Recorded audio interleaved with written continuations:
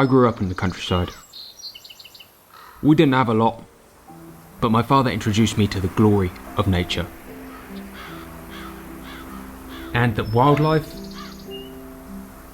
is the most valuable thing on earth.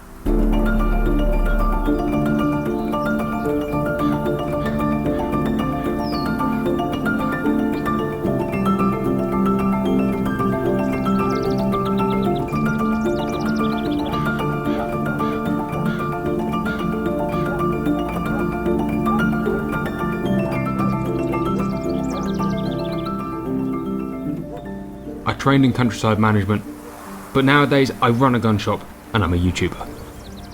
Fieldsports community is filled with negative people. Every community is, but our community seems to be very negative towards any change. Yeah. And we need to change. Yeah. So we might as well dictate the change ourselves, I hope. Cooked up some of that boar from yesterday, and this is the complete circle of hunting.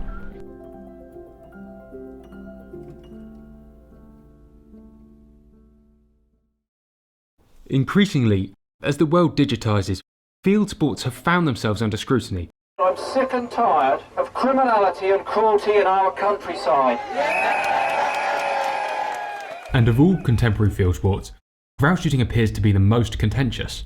My main gripe with the activity of some gamekeepers is the illegal killing of birds of prey, like hen harriers. You think they're few bad apples, yes, and I think there are more bad apples than you do. The animosity between both sides creates a constant feed of biased information all around us. Separating fact from fiction seems an impossible task. Whether it's the ecological benefit, the persecution of raptors, or the cost to the taxpayer, both sides have very different stories. For those unfamiliar with the subject, the red grouse is a small upland bird that breeds and lives off of heather. In order to create a harvestable surplus, the moorlands are managed, by gamekeepers, to boost the overall population of these ground nesting birds. To do this, gamekeepers use controlled burning to create a diverse range of plant life. This management is globally significant, with Britain having 75% of the world's heather moorland. The red grouse is put on a pedestal by hunters worldwide, not only because of their wild and unpredictable nature and jet-like speed, but because these birds are exclusive to upland Britain, and they taste great. To find out what's actually going on, I'm going to head up north and spend the next few days on and around some grouse moors.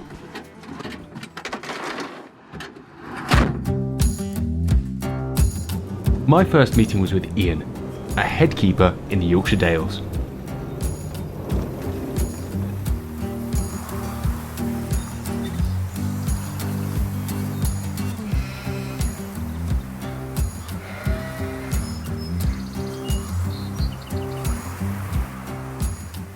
Apologies for the broadness of this question, but what does a grouse keeper do? We work up on the moors. I mean, our sole job is to look after the grouse, the red grouse that live up on the moors here, and they predominantly feed on the heather. So a big part of our job is managing the heather by control burning through winter. We're taking the canopy off the heather in small managed patches, creating sort of the patchwork, the patchwork quilt sort of effect. The moor, I presume, affects the valley below financially. We are quite a big traditional estate, so we have the grouse shooting on the moors, we have the pheasant shooting, pheasant partridge shooting in the lower ground, and the salmon fishing on the river. We manage all the woodlands, all the dry stone walls. A good grouse season helps to pay for a lot of the walls, the tree planting. So it's yourself. And from the job, my job and my family and my underkeeper's family and the other staff on the estate. More grouse there is and more funds we can bring in, the more work we can do up on the moors. Pest and predator control is obviously a large part of the job. How does that go? So yeah, pest and predator control, it's absolutely key to our job. Love watching broods of stoats and how they play and a litter of cubs. You still admire them? You still sit and watch, on dusk, watch a litter of cubs playing around, but you know how much damage they do, and you know if you don't control them, they could wipe a whole beat out, the whole drive out. Not just the grouse, all the waders and everything. Do you have a lot of raptors on the place? We have a lot of raptors, yeah, probably nearly all the species of raptors here at Bolton are breeding. We do quite a bit of work with BTO, Natural England, we're monitoring merlin nests and merlin sites. You got some merlins here? We've got merlins here, yeah. If you're looking out here, we've probably got 3 nests, 2 on the opposite bank here, and we've got another nest in here this time. So on the estate, probably 4 or 5 nests. And we've done quite a lot of work with Natural England, monitoring the nest, and the keepers in the area have been granted Schedule 1 licences to approach the nests and monitor the nest, which is quite a new thing. Nice. So we are very conservation minded. They're actually incentivising you to be connected to them. Exactly. Which is nice. Exactly. We have the networks of keepers, so we're all in touch together. We're all talking, all coming up with new ideas, and moving forward with the times as well. The management that keepers undergo is such an integral part of the delicate ecosystem. I couldn't help but wonder what the estate would look like without the grouse industry's influence. This takes me back to a conversation I had before I even started this journey. I think it's a really complex situation because rewilding means so many different things to different people. The concept of just leaving the land to go back to a natural state just seems really farcical because we are part of that natural state as humans. We always have been. The way that we interact with the landscape shapes the landscape. The way that we interact with animals and plants shapes the animals and plants. So you don't really believe in this sort of rewilding that is the popular theme of rewilding, that we just leave it and stand back and go, well, that's not rewilding to you? I think there's ways that we can return it to a more natural and abundant state, a better ecosystem for everyone involved, for humans and for animals. However, I think within the modern world, especially within Britain with our scarcity of space, it's something that would be a lot harder to do than, say, somewhere like America and Sweden, which is where a lot of people draw their ideas of rewilding from. People, I think, have this idea that we can be neutral. We can just sort of walk in, have a look, step away. But even by walking into a space, you create a new path. So how do you feel on that scale of positivity to negativity? How does the way that they manage grouse moorland feel to you as somebody who is sort of objective on the subject? It's not simple because there's not a solid alternative there. And what it is in terms of what that landscape could be used for, it's incredibly positive because you have this space that's being managed well for one species and it's being managed for wildlife in general. However, it's still, yes, it has a wider wildlife benefit. However, it's still being managed for a very elite and very other, for most people to enjoy. So it's very difficult for me to sit with because it's just like, I love the fact that it's there. I like the fact that it's being well managed by people who've been managing for generations on generations on generations, so know that landscape really well. They have a real visceral connection to that ecosystem, and they have been educated of how to interact with that ecosystem, and a lot of them since like birth. Yeah. So I don't want to demean that because I don't know that ecosystem like they do. However, I also know that it's being run for a very select few people to enjoy, and it's so expensive. So what is the alternative for upland Britain? I don't. The answer is, I don't think there is a better alternative currently being proffered that can be sustainably managed without higher taxation of everybody. I think that's what it all boils down to, and without losing biodiversity. Yes. Thank you very much, Martin. Thank you very much. Educative. It's been good. As Martin pointed out, the grouse shooting industry is regularly criticised for being too exclusive. I was interested to find out if there was more accessible shooting about. In my search, I came across Neil and Paul, who have dedicated the last 20 years to the accessibility of grouse shooting. So tell me about your moorland. This is the 23rd year we've had it. We started off as a small syndicate, and now we've got to where we are now. I could honestly say that there's more people shot grouse on that moor for the first time than any other moor in the country. You've made it really easy and very accessible for people to come and enjoy the sport of grouse shooting. Yes. What is the general consensus of people when they come and experience it for the first time? Oh, it's just overjoyed. You know, because they'd never get the opportunity to shoot grouse. We had a syndicate member who brought his son on his 12th birthday and shot his first grouse. Wow. And then we had a gentleman come on his 80th birthday, never been on a grouse moor in his life. He shot right and left on his 80th birthday. Wow. So, you know, that's what makes it all, that's what it's all about. Giving the enjoyment to people that couldn't afford shoot grouse. What does the future look like in your head of grouse shooting? It's obviously quite a fragile political thing at the moment. Yeah, it is. It's a bit like the whole shooting industry. It needs to be publicised a little bit better, I feel. Until we bring our argument to the table, we're always really going to be on the back foot. You're defending, aren't you? Yeah, you are. You're firefighting, basically. You're doing nothing more until people are a little bit more upfront about what we do and why we do it, and the benefits that has to everything, right across the whole moorland environment. Right through the grouse, the insects, everything has its place, and shooters see that and they know that, but they're not as keen as maybe the ecologists and the butterfly lovers to put this forward, because we're naturally quite defensive about it, because usually we're viewed as the bad guys doing this sort of stuff, and it's genuinely not the case. We're not doing any harm up there. You were saying last season you usually shoot 10 days up there. Yeah. Last season you shot 1 drive. We shot we shot 2 drives, shot half a day, 8 birds, and then realised that was we didn't have the birds that were required to carry on for the rest of the day. So, and that's the same on every grouse moor, right through the whole country. Even the big commercial moors, they only shoot the birds that they've got to shoot. They'll never shoot the stock, because obviously if you shoot your stock, you haven't got any birds for next year. So nobody's going to go out and we're not out to try and murder every grouse there is. It is a completely sustainable harvest. It is sustainable, and it has to be viewed that way more so than any other type of game shooting. You can release pheasants and you can release partridges, you cannot release grouse. What is the alternative for that upland, that moor we were just on, up on the fell?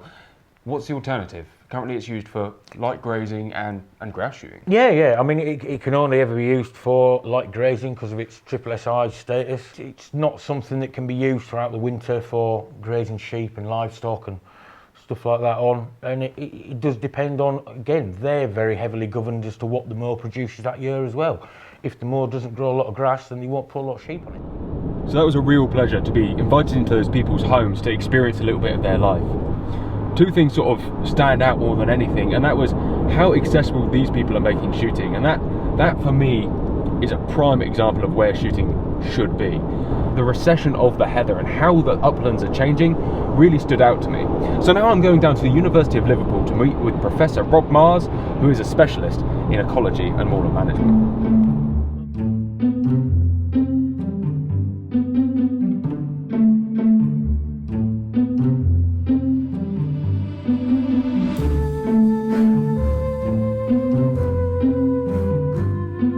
So we're now sat here at the University of Liverpool with Professor Rob Mars, and he's going to talk me through effect of heather burning, effect of moorland management for grouse, and the positives and negatives of that. How do you feel about grouse shooting on the whole? Well, I have virtually no feeling about grouse shooting on the whole. I mean, I don't grouse shoot, never have grouse shot, and as such, I see it just as a management in the uplands. My interest is purely scientific in that I want to understand how the habitats work. So the moorland itself, apart from all of the fringe benefits that the owner might do the management for, is it ecologically a good thing? Does it have value?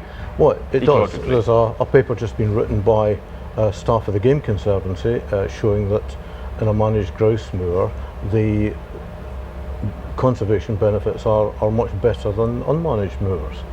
But of course, it depends what you want as a target. If you are happy to accept a burned mosaic, then you will have a different suite of bird species, for example, from an unmanaged moor. So to some extent, management will impinge on what you get, but it depends on what you want. It's just a different balance, essentially, is what you're working towards. Absolutely, yeah. The positive thing about grouse shooting is, in my view, they produce a mosaic of heather patches using prescribed burning that's done over the winter and early spring in order to provide new shoots for the grouse chicks. I see the patchwork as a means of helping to prevent wildfire. And wildfire is a big concern on unmanaged moors over the last few years, obviously. Well, not just the last few years, it's an ongoing issue, because you have a fire-prone, fire-adapted shrub that is a dominant species, and in a dry year it will burn very easily. And once it's started, it's very difficult to stop, as we found out last year over to the east of Manchester. What research needs to be done next in terms of upland management? Or do you think that it's a case of, if you're saying that burning or cutting is necessary, or is definitely beneficial, certainly to public moors, do you think that's something that should be put in place? And if so, how do we go about actually getting these things done? The conservation agencies tend to not be in favour of burning or indeed cutting at the moment, because they would prefer a wetting up solution to provide a moss-based, sphagnum-based solution. I would like to see research in that actually show that it reduces fuel load and reduces fire risk. I think that's a key bit of information that's needed. And secondly, I think that further research in burning and cutting would be useful.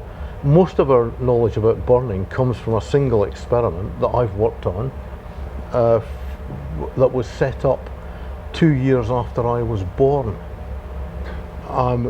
And it's often criticised because it's supposedly atypical. Well, it's atypical in that it's a Tigger. It's the only one. There is no other. And that's the problem. You need to have, in any good science, you need to have good quality experiments in a range of situations. And unfortunately, in the uplands, time is not on your side. It always takes time.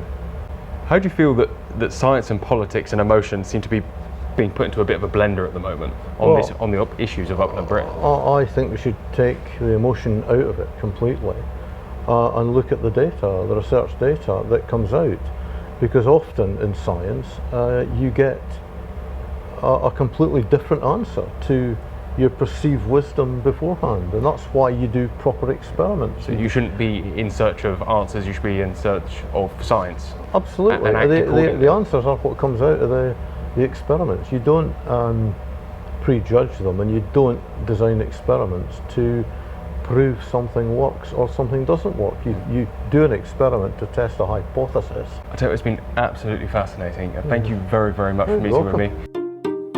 The professor taught me so much about wildfires and how and why they happen. This inspired me to go to Saddleworth Moor, an unmanaged moor near Manchester that unfortunately suffered a wildfire earlier this year. Wow. I mean, I obviously knew the extent of the damage, but actually seeing it in real life, just one small portion of that face, it's overwhelming.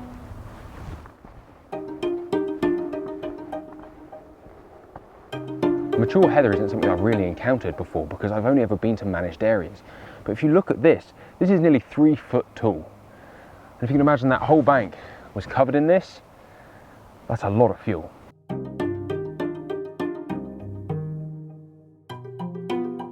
One of the things I learned from the professor was that to reduce the risk of wildfire, one has to reduce the fuel load. He says there's a few options for this, including cutting, burning, and a few other bits. However, burning is conclusively and scientifically the best proven way to reduce the risks of this sort of catastrophe. Should it be publicly funded? Well, I don't know is the answer. They're currently funding the re-wetting programme that has no scientific basis. However, burning could happily be privately funded and is happily privately funded all over the country by the grouse industry.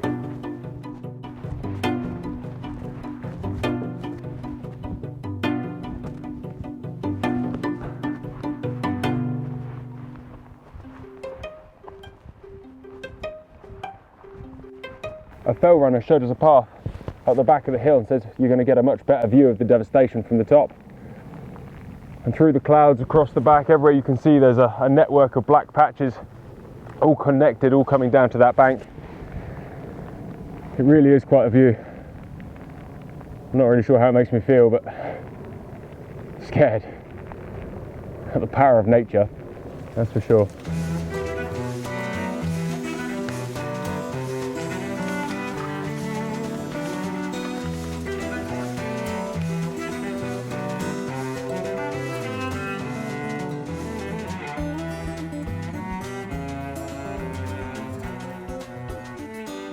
What a view to wake up to, eh? Unfortunately, now we've got to get in the car and drive halfway across the country to Nidderdale, where we were going to be meeting with a keeper called Roy Burrows, who takes a more holistic approach to wildlife management. With my journey drawing to an end, I thought I would take a moment to sit down and reflect on what I have learned. Shooting grouse, although popularised as an elitist sport, would seem to be accessible for less than the cost of a football ticket. As for claims that I've read that grouse moors are barren of life, they just aren't true.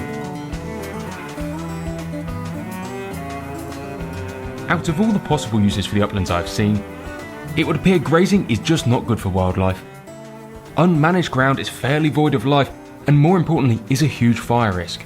Amenity land seems to suffer too much human pressure to sustain life, and wind power has its own variety of human and animal conflicts. Each of the examples has some benefits to a small suite of wildlife, but none is as biodiverse as the mosaic of heather and bog that grouse moors provide. Anyway, let's go see Roy.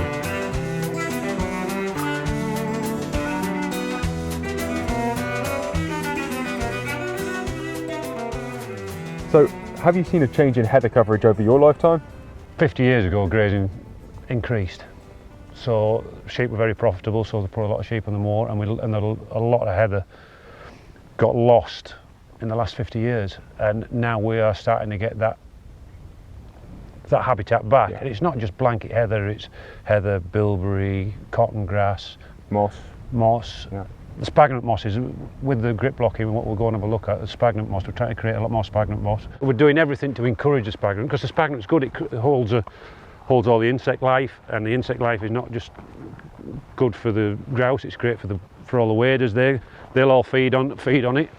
So it's about creating a bottom-up ecosystem. It's creating a habitat what's suitable for everything, not just grouse. Not just grouse. Yeah, grouse is what pays the bills and looks after this, but we've also got a responsibility to look after the rest of the wildlife, and I care about that as well. I don't want it all to go for my kids. I want that to go on for generations. So it is an artificial habitat, but it's managed for the greater good. Yeah, if you come up here in spring and you sit on that hill in the spring and you early morning, you listen to the wildlife on here, it's alive. Like a zoo. It's a pleasure to be up here then. And you look back through your heather management, your burning, your predator control and all the other jobs we do on the moor, and it gives you that sort of satisfaction that you're part of helping that wildlife thrive. That's real nice. And you're passionate about wildlife in itself? Yeah, no, grouse is part of my job, but I'm passionate about all parts of wildlife, not just the grouse. I love the waders, I love insects. I have a big thing about insects. Yeah. Bees are my, I've got a thing about bees at the minute, but yeah, we've got to do everything to help these, because we are in danger of a country of losing a lot of these species, and if we're not here to look after them, who is going to be here to look after them? Exactly. Who's going to put that money into? The government's not going to fund moorland management. No, and well, that's what looks at, if you go into other parts of the country which isn't managed moorland, there isn't the birds there. People can. There's an unmanaged moor, well, a couple of days ago, and there's nothing. Yeah. We've walked here and we've already seen plenty. Yeah. So yeah, we've got to be proud about that. I want to make sure that's there for my kids and hopefully their kids to see in the future. Earlier in my journey, I met a guy called Martin, and he's very much into his rewilding and wilderness, and his main thing was it's about being connected and being a positive part of wildlife, as opposed to trying to manage it without being a part of it. And I think that's a lot of the problem we face, is people are just removed from being a part of that wildlife cycle, which you obviously are a major part of. Well, we're involved with the wildlife, not just on the moor, but it goes down throughout the estate. On the moorland edges, we plant a lot of woodland, and all that woodland is with wild. It's all native woodland. It's not quick grow conifers. Not for timber. It's not for timber. It's native woodland, oaks, hazels, holly, mountain ash, birch. And that is for shooting as much as the wider wildlife.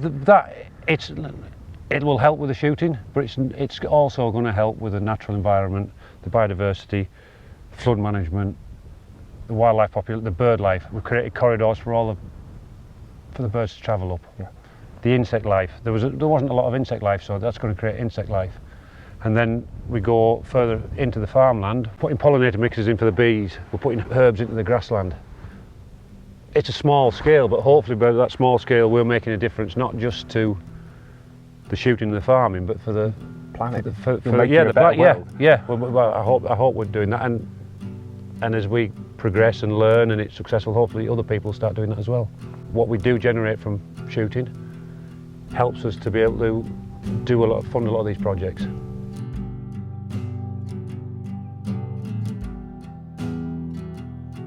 This journey has taught me a lot. The recurring theme from both sides of this discussion is that management is essential. Whether the target is to boost your wildlife via management or to earn revenue, it seems impossible to get the most out of upland Britain without human intervention. Everybody agrees that biodiversity must have diversity. None of the people I met want a blanket of heather moorland. They all agree that there is various uses for upland Britain, as long as they are beneficial to wildlife and nature. Every gamekeeper I have met is really just a conservationist who's being paid for via game shooting. Grouse shooting might not be for everybody, but it is for conservation.